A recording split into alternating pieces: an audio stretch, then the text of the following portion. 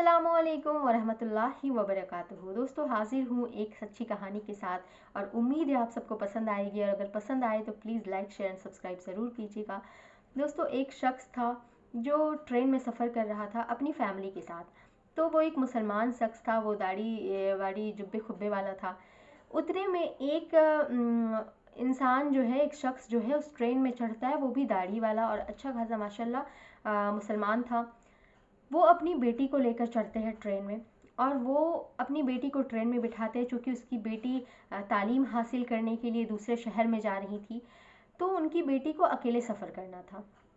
वो आकर इस जो शख्स है जो अपनी फैमिली के साथ ट्रेन में सफ़र कर रहे थे, उनसे कहते हैं कि भाई साहब, ये मेरी बेटी है, मैं इनको ट्रेन बैठाने आया हूँ और मैं जा रहा हूँ, ये अकेली सफ़र कर रही है। तो मैं आप पे भरोसा करता हूँ, आपकी भी फैमिली आपके साथ है, आप इसे थोड़ा ध्यान दीजिएगा। इसे अगर किसी चीज़ की ज़रूरत हो तो आप, या फिर इसे कोई परेशानी हो तो आप इसकी भी मतलब हेल्प कीजिएगा। तो वो कहते हैं ठीक है।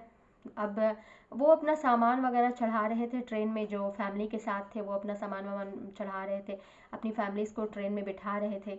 तो उन्होंने उनसे कह दिया ठीक है, लेकिन वो उनसे उनका फ़ोन नंबर लेना भूल गए कि अगर इस लड़की के साथ कोई परेशानी होती है तो मैं उनको बताऊँ। उनको इतना ध्यान नहीं रहा।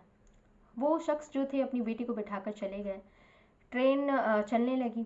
कुछ दूर जब पहुँचे एक अगले स्टेशन में, तो वहाँ पे क्या देखते हैं कि वो लड़की जो थी पहले बहुत अच्छे से नकाब में थी, पूरा बुर्का पहनी हुई थी। और अगला स्टेशन जब आता है तो वहाँ पे एक लड़का उस ट्रेन में चढ़ता है और वो लड़का उसके सामने जाकर बैठ जाता है। वो इंसान जो है जिसके ज़िम्मे उनके बाप ने उस लड़की को छोड़ा था, वो देखकर हैरान हो जाता है। फिर वो उतना ध्यान नहीं देते हैं कि पता नहीं शायद कोई दूसरा आदमी हो, इसकी ये सीट हो। थोड़ी देर के बाद देखते कि उस लड़की ने अपना नकाब उतार दिया और वो लड़का उसके जस्ट बगल में जाकर बैठ गया। और फिर दोनों बहुत हंसी मजाक, हंसी ठट्ठे करने लगे, बहुत बातें करने लगे।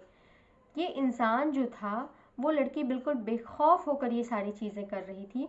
ये इंसान जो था, वो जब उसे एक गुस्से भरी नज़र से देखते हैं तो वो लड़की थोड़ी देर के लिए सहम जाती है, थोड़ी देर के लिए सीधी होकर बैठ जाती है।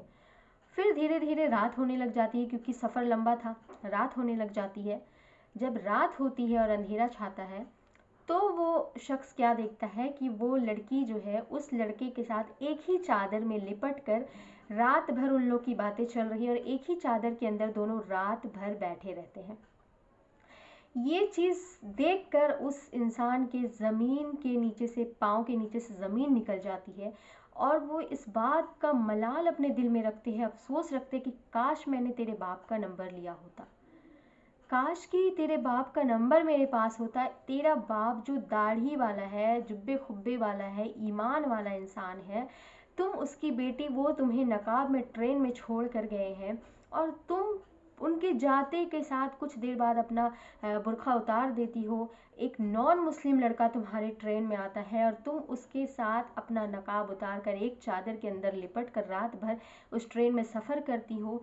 क्या गुजरेगी उस बाप को जब ये पता चलेगा कि उनकी बेटी को वो तालीम हासिल करने के लिए पैसे खर्च करके, भरोसा करके अपने शहर से दूसरे शहर भेज रहे हैं और उनको इतनी फ़िक्र है अपनी बेटी की कि एक मोमिन को वो देख कर कहते हैं कि मेरी बेटी को आप ख्याल रखिएगा, उसको किसी चीज़ की परेशानी ना हो, और तुम अपने बाप के पीछे ये कारनामे कर रही हो। इतने परेशान होते हैं वो शख्स और आखिरकार वो लड़की फिर उस लड़के के साथ ट्रेन से उतर जाती है और वो चली जाती है। और ये इंसान अपने हाथों को मलता रह जाता है कि काश तेरे बाप का नंबर मेरे पास होता।